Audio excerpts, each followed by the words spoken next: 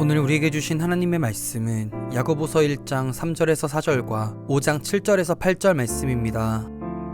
이는 너희 믿음의 시련이 인내를 만들어내는 줄 너희가 알미라. 인내를 온전히 이루라. 이는 너희로 온전하고 구비하여 조금도 부족함이 없게 하려 함이라. 그러므로 형제들아, 주께서 강림하시기까지 길이 참으라. 보라, 농부가 땅에서 나는 귀한 열매를 바라고 길이 참아 이른 비와 늦은 비를 기다리나니 너희도 길이 참고 마음을 굳건하게 하라. 주의 강림이 가까우니라. 오늘 이 말씀에 많은 은혜 받으시기 바랍니다. 성경은 우리에게 아주 지속적으로 그리스도인으로 살아가기 위해서는 하나님의 도우심이 있어야 한다, 이렇게 도전합니다. 여러분이 시편 146편을 기억해 보시면 야곱의 하나님에게 도움을 받는 영혼이 복이 있는 영혼입니다. 그래서 하나님께 도움을 받는 인생이 되게 하소서, 이렇게 기도하시는 게 훨씬 더 좋은 기도가 되겠습니다. 나아가 도움에서 나아가서 그 인생이 더 향상되고 발전되고 성숙한 인생이 되려면 하나님께 소망을 두고 사는 인생이 중요하다. 이것이 시편의 도전이었습니다. 하나님의 도우심을 받는 인생, 하나님께 소망을 두고 살아가는 인생, 이런 인생이 복되고 아름다운 인생이라는 점을 저희가 함께 나누었습니다. 저희가 신앙인의 품격에 대해서 주제를 정하고 야고보서를 읽고 또 묵상하고 나누고 있습니다. 예를 들면 말에 실수가 없는, 좀 실수가 적은 그리스도인이 품격 있는 신앙인으로 더 좋은 곳에, 더 귀한 곳에 쓰임 받을 수 있습니다. 또 인생을 살아가면서 여러 가지가 있는데 부드러움으로, 온유함으로 인생의 꽃을 피우는 사람이 더 귀한 곳에, 더 품격 있게 쓰임 받고 또 인정받을 수 있습니다. 이 안개처럼 잠깐 보이다 사라지는 인생 가운데서 허탄한 자랑을 좀 하지 아니하고 선한 마음을 품고, 마음에서 그치는 것이 아니고 선을 직접 행하는 삶을 살아가는 사람이 더 품격 있는 신앙인으로 살아갈 수 있습니다. 이런 그리스도인들을 우리는 성숙한 그리스도인이다, 이렇게 정의할 수 있겠습니다. 그리스도인을 우리가 분류하면 성숙한 그리스도인이 한편에 있고 반대편에 성숙하지 않은 그리스도인이 있죠. 그래서 성숙한 그리스도인, 또 미성숙한 그리스도인, 우리가 이렇게 나눌 수 있겠습니다. 우리가 이제 신앙적으로 일종의 하나님께서 주시는 과제가 있다면 그것은 우리가 성숙한 그리스도인이 되는 것입니다. 어떻게 하면 성숙한 그리스도인이 될 것인가, 여기에 대해서 야고보서는 오늘 우리가 함께 읽은 야고보서 1장과 5장을 통해서 맥이 같은 일종의 권면을 주고 있는데요. 야고보서 1장 2절, 3절, 4절에 보면 이렇게 기록되어 있습니다. 내 형제들아, 너희가 여러 가지 시험을 당하거든 온전히 기쁘게 여기라. 이는 너희 믿음의 시련이 인내를 만들어내는 줄 너희가 알미라. 인내를 온전히 이루라. 이는 너희로 온전하고 구비하여 조금도 부족함이 없게 하려 함이라. 야고보서 1장이 가지고 있는 1장의 첫 단락인데요. 인사 다음에 이 부분의 교훈은 비교적 분명한 것인데 사실은 우리에게 이렇게 도전합니다. 인내를 온전하게 이루어 가야 합니다. 이렇게 도전합니다. 인내를 이루어 가라는 거죠. 이루어 간다는 것은, 이것은 우리 본인의 자신의 노력이 필요한 것입니다. 인내를 하나 만들어가는 것이고 완성해가는 것이고 성취해가는 것입니다. 말하자면 인내를 우리가 온전히 이룰 수 있다는 것입니다. 지금 야고보서 1장 저희가 본 이 2절로부터 2절 이후의 본문의 주제는 사실은 시험이라는 단어입니다. 우리가 시험, 또 시련, 유혹, 영어로 따지면 우리가 구분할 수 있는데요. 시험은 테스트라는 단어를 쓰고, 시련은 트라이얼이라는 단어를 쓰고, 유혹은 템테이션이라는 단어를 씁니다. 여기서 말하는 시험은 조금 더 이렇게 포괄적인 것이라고 볼 수 있죠. 야고보서를 읽던 초기의 기독교 세계, 초기의 교회 공동체는 로마 제국의 영향력 아래에 있었습니다. 그래서 여러 곳에서 신앙생활을 하고자 하면 어려움이 있었죠. 신앙 때문에 겪는 모든 어려움을 지금 이 시험이라는 헬라어로 이렇게 모을 수 있겠습니다. 예를 들면 직장에서도 어려움이 있었죠. 가정에 가도 어려움이 있었죠. 또 내적인 어려움도 있죠. 또 사회적으로 정치적인 어려움들도 그들에게 있었습니다. 굉장히 다양한 여러 가지의 시험들이 그들에게 있었기 때문에 너희가 여러 가지 시험을 당하거든 어려워하지 말고 슬퍼하지 말고 괴로워하지 말고 온전히 기쁘게 여기라. 이런 이제 권면을 야고보서는 우리에게 주는 것을 우리가 보게 됩니다. 그 이유가 어떤 것인가 하면 믿음 때문에 시련을 당하면 3절에 있는 너희 믿음의 시련이 인내를 만들어 내기 때문이다. 우리가 이 점에서 하나님께서 우리가 살아갈 때 아까 오헬리의 단편에서 좀 맘 잡고 잘 살려고 그러는데 경찰에게 체포를 당해서 들어가는 것처럼 예기치 않은 순간에 내가 계획하지 않았을 때 여러 가지 문제들을 우리가 경험합니다. 내가 계획해서 고통을 당하는 사람이 없죠. 내가 계획해서 환난, 어려움을 당하는 사람이 없습니다. 여기서 말하는 시련이라는 단어는 흔히 우리가 설명할 때 이제 금과 은을 옛날부터 우리가 귀한 보석으로 여기는데 금과 은은 지금 우리가 갖고 있는 것처럼 그럼 순금과 순은의 형태로 있는 것이 아니죠. 금속에서 채취해내야 되는 것입니다. 그래서 불순물이 금과 섞여 있을 때 도가니에 넣고 높은 온도로 녹여내면 불순물은 날아가고 순금이나 순은만 남는 것이 오래도록 인류가 해온 금과 은을 얻는 방법이었습니다.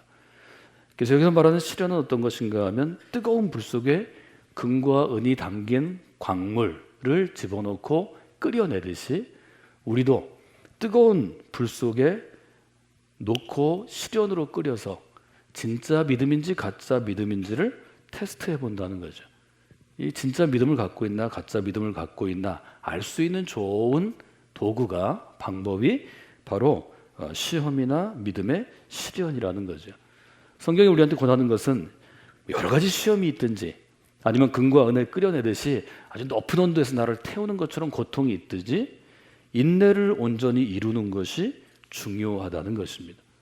이루어간다는 것은 뭘 의미하나요? 한순간에 완성되는 것이 아닙니다. 서서히 시간을 들여서 한 걸음 한 걸음 스텝 바이 스텝 성취되어 가는 것입니다. 이것은 계속적인 것입니다. 한 해 동안 우리에게도 여러 가지 시험이 있었을 것입니다. 믿음의 시련이 있었을 것입니다. 그러면 우리가 어떤 교훈을 좀 마음 가운데 두어야 하느냐? 그래서 여러분이 4절에 있는 인내를 온전히 이루어 가십시오 라는 이 권면을 마음 가운데 여러분이 두시면 좋겠습니다. 그 시험이 여러분의 인내를 완성해 가는 것입니다. 그 믿음의 시련이 여러분의 인내를 완성하게 하는 것입니다. 온전히 이루라 할 때 온전히라는 것은 헬라어로 보면 결말, 결승점을 의미하는 것입니다. 끝까지 말하자면 우리가 어떤 목표점을 세웠으면 그 목표점, 그 타깃을 완성하도록 그 결승점에 도달하도록 해라 하는 것입니다. 이루다라는 말은 여러 의미로 우리가 해석할 수 있겠지만 내가 좀 노력해서 무엇인가를 힘써 행하는 것입니다. 다른 사람이 나를 집어서 어디다 이렇게 옮겨놓는 게 아니고 내가 좀 노력해서 어떤 효과, 어떤 결과가 나타나도록 내 능력을 다 발휘하는 것입니다. 내 인생을 다 쓰는 것입니다. 그래서 인내를 온전히 이루는 것이 중요하다고 지금 야고보서는 우리에게 도전합니다. 우리가 인내를 온전히 이루어 가면 우리 안에 어떤 변화가 있는가에 대해서 세 가지 단어를 얘기하죠. 4절에 보면 첫째로 너희로 온전하여지고, 신앙인의 품격을 이룬다는 것은 우리가 온전해지는 것에 가까워지는 것입니다. 온전한 것은 지성과 영성과 감성이 균형을 이루어서 잘 자라나는 것, 그렇게 해석할 수 있겠습니다. 또 하나의 단어는 구비하다는 단어입니다. 구비한다는 것은 준비가 되어 있다, 이렇게 이해하면 좋을 것 같습니다. 어떤 일을 할 준비가 되어 있다. 야고보서에 우리가 권면에 따르면 그리스도인은 선한 일을 할 준비가 되어 있는 사람들이 되어야 합니다. 우리 모두는 선한 일을 할 준비가 되어 있을 때 성숙한 그리스도인이 됩니다. 구비한다는 것은 우리가 선한 일을 할 준비가 되어 있다는 거죠. 이 선한 일을 할 준비가 되어 있기 위해서는 우리의 마음도 또 우리의 재능도 또 우리의 믿음도 어느 정도 일정한 수준에 이르러야 할 것입니다. 이렇게 해서 어떤 부분도 부족함이 없는 상태, 이것을 온전하고 또 구비하고 부족함이 없는 상태를 우리가 성숙한 그리스도인이다, 이렇게 한번 정의를 해볼 수 있겠습니다. 이 점을 여러분들이 마음에 두시고 우리가 품격 있는 그리스도인이 되기 위해서는 적어도 이런 정도의 성숙함을 이루어야 되겠다 하는 결심을 여러분들이 이 한 해를 마무리하면서 이번 주간 가운데 하시는 분들이 되시기를 주님의 이름으로 부탁을 드립니다. 오늘 인내를 온전히 이루라 라는 야고보 말씀을 통하여서 인내를 이루는 좋은 훈련의 도구가 기다림입니다. 기다리는 것입니다. 첫째로 기다림에 대해서 묵상하면서 저는 야고보서의 흐름을 따라서 이렇게 한번 써보았습니다. 우리는 기다림을 통해서 열매를 맺는 나무가 됩니다. 농부가 나무를 심는 것은, 농부가 어떤 작물을 씨를 뿌리고 심는 것은 잘 자라나서 열매를 기대하기 위한 것입니다. 두 번째 본문 야고보서 5장 7절과 8절이 바로 그 농부의 마음을 우리에게 알려줍니다. 형제들이여, 주께서 강림하시기까지 길이 참으십시오. 보라, 농부가 땅에서 나는 귀한 열매를 바라고 길이 참아 이른 비와 늦은 비를 기다리나니. 농부가 등장하죠. 인내하라 라는 단어를 길이 참으라 이렇게 풀어서 쓴 다음에 농부의 예를 의미합니다. 농부는 기다리는 사람이라는 거죠. 농부라는 직업은 기다림이 아주 그의 큰 재능이 되어야 한다는 거죠. 팔레스틴은 두 가지 비가 오는데 우리와는 좀 다른 일종의 시기가 있죠. 가을에 씨를 뿌리고 씨가 싹트기 시작하는 10월 말이나 11월 초쯤에 비가 한번 와야 합니다. 이것을 이른 비라고 성경은 얘기하고요. 이것은 우리로 얘기하면 가을에 오는 비입니다. 그 다음에 이듬해 추수기 직전 3월에서 4월, 3월 말에 4월 초에 늦은 비가 한 번 더 옵니다. 이건 봄에 오기 때문에 우리 계절로 하면 봄비라고 번역한 공동 번역들이 있습니다. 농부는 씨를 뿌리고 씨가 싹이 트고 잘 자라도록 잘 가꾸긴 하지만 비를 내리는 능력은 없다는 거죠. 농부가 기다릴 수 있는 것은 비를 주시는 것입니다. 좋은 열매를 맺기 위해서 농부가 해야 될 일은 정해진 때에 비가 오지 않더라도 좀 기다리라는 것입니다. 하나님의 도움을 기다리고 하나님께 소망을 두고 기다리면 비가 오면 열매를 맺을 수 있다는 것입니다. 이것이 지금 야고보서에서 농부의 예를 통해서 우리에게 전해주는 것입니다. 10절과 11절에 가면 비슷한 의미로 선지자들에서 얘기합니다.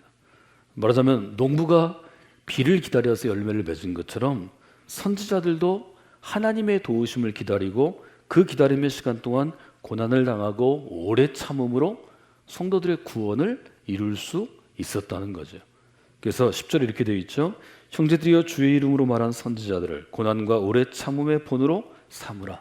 보라, 인내하는 자를 우리가 복되다 하나니라고 되어 있습니다. 말하자면 주님께 소망을 두고 기다리는 사람이 복이 있다는 것입니다. 기다림을 통해서 우리는 열매 맺을 수 있습니다. 그러면 한 해 삶이 여러분에게 어떤 시험이 있을 수도 있고 시련도 있었고 유혹도 있었을 것입니다. 그래서 그 과정을 우리가 잘 대처하기도 하고 또 실패하기도 하면서 주님의 오심을 기다리는 우리의 기다림이 우리로 올 한 해 좋은 믿음의 열매들을 거둘 수 있게 할 것입니다. 열매를 맺으려면 농부는 어떤 마음을 가져야 되나요? 야고보서 5장 8절에 보면 이렇게 되어 있습니다. 길이 참고 마음을 굳건하게 하는 것입니다. 우리가 좋은 열매를 맺으려면 그 위에 보면 7절에 농부는 귀한 열매를 바라고 길이 참는다 이렇게 되어 있습니다. 바란다는 것은 기대한다는 거죠. 길이 참는다는 것은 견디어내는 것입니다. 신앙도 마찬가지입니다. 우리가 신앙에 좋은 열매를 맺기 위해서는 바라야 합니다. 기대해야 합니다. 그리고 그 열매를 주시기까지 길이 참아내야 한다는 거죠. 여러분의 삶 가운데 그런 믿음의 성숙함이 있기를 주님의 이름으로 부탁을 드립니다. 우리가 이처럼 열매를 기대하고 길이 참아낼 때 우리 안에 변화가 있습니다. 그 변화를 우리가 뭐라고 부를 수 있을까요? 저는 이렇게 적어봤습니다. 두 번째 기다림의 교훈으로, 기다림은 뿌리를 깊이 내리는 시간입니다. 하나님께서 우리를 기다리게 하십니다. 그 기다리는 시간 동안에 우리는 뿌리를 깊이 내릴 수 있기 때문입니다. 여러분 한 해를 돌아보시면서 혹은 여러분의 평생을 돌아보시면서 신앙생활이 너무 편안했다고 얘기하실 수 있는 분들은 뿌리를 점검하시기 바랍니다. 신앙생활은 평안한 것으로 이루어지는 게 아닙니다. 하나님이 귀하게 쓰시는 인생은 평안함으로 평생을 살지 않습니다. 하나님은 뿌리 내릴 수 있는 기회를 자주 주십니다. 그것이 우리가 신앙생활을 열심히 하면 할수록, 하나님께 헌신하면 헌신할수록 우리 주변에 많은 일들이 생기는 것입니다. 관계가 어려울 때도 있고, 내가 아플 때도 있고, 내가 계획한 것이 실패할 때도 있습니다. 내가 모든 것을 잘했지만 하나님이 원하는 때 선물을 주시지 않을 때도 많습니다. 그때가 뿌리 내릴 때입니다. 뿌리를 내리셔야 합니다. 왜 뿌리를 내려야 되나요? 뿌리가 깊은 나무가 사실은 잘 쓰러지지 않기 때문입니다. 이 땅에 있는 모든 나무는 바람 앞에 서야 합니다. 그럼 우리가 이렇게 끝까지 기다리면 하나님께서는 우리에게 어떤 선물을 공급해 주실까요? 하나님의 선물을 저는 이렇게 생각해 봤습니다. 기다림의 끝에는 하나님의 선물이 있습니다. 예를 들어 이스라엘에게 하나님께서는 이사야를 통해서 이런 선물을 주셨습니다. 오직 여호와를 앙망하는 자는 새 힘을 얻을 것이다. 이사야 40장이 얘기하는 것처럼 하나님은 피곤한 자에게 능력을 주십니다. 무능한 자에게는 힘을 주십니다. 소년이라도 피곤하고 장정이라도 넘어지며 쓰러질 때 여호와를 앙망하는 자에게 새 힘을 주신다고 하나님께서는 약속하십니다. 여기 앙망한다는 것은 우러르고 바란다라는 뜻입니다. 하나님을 우러러 바라보고 하나님에게 기대하는 것입니다. 또 하나의 뜻은 하나님을 기다리는 것입니다. 시편 146편처럼 하나님께 소망을 두고 기다리는 것입니다. 귀한 사람들을 의지하지 말고 도울 힘이 없는 인생을 의지하지 말아라. 그들의 호흡이 끊어지면 흙으로 돌아가서 그날로 그의 생각은 없어지는 것이다. 소멸하는 것이다. 야곱의 하나님을 자기의 도움으로 삼고 여호와 하나님에게 소망을 두는 자에게 복이 있는 것이다.